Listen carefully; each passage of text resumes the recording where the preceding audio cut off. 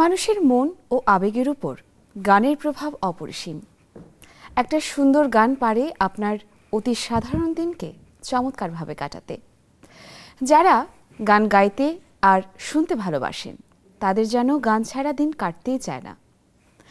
দর্শক সবাইকে আমন্ত্রণ জানাচ্ছি নেক্সাস টেলিভিশনের গানের নিয়মিত আয়োজন গুনগুনে, যেখানে থাকছে আপনাদের পছন্দের সব গান আর সেই গানের শিল্পীদের নিয়ে গল্প আড্ডা। পুরো আয়োজন জুড়ে সাথে রয়েছি আমি ইয়োরমা শায়ের জাহান। আজ আমরা গান শুনবো, শিল্পীদের সাথে আড্ডা দেব।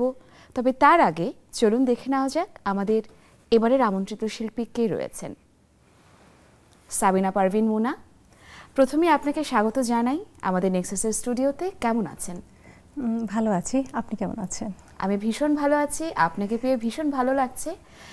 আমরা আপনার কাছ থেকে গান শুনবার আগে চলুন আপনার সম্পর্কে কিছুটা জেনে আসি।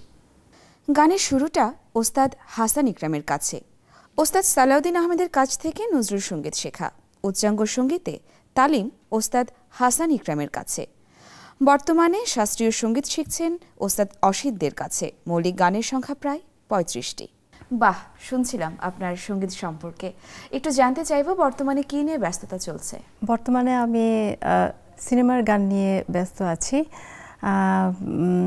শেখ শামীম পরিচালিত সুপার ফাইটার সিনেমায় রিসেন্টলি আমি একটি গানে কণ্ঠ দিয়েছি।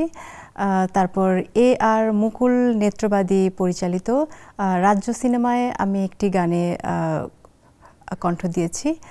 তারপর এই দুইটি গানেরই মিউজিক কম্পোজিশনে ছিলেন অমি মোহিত।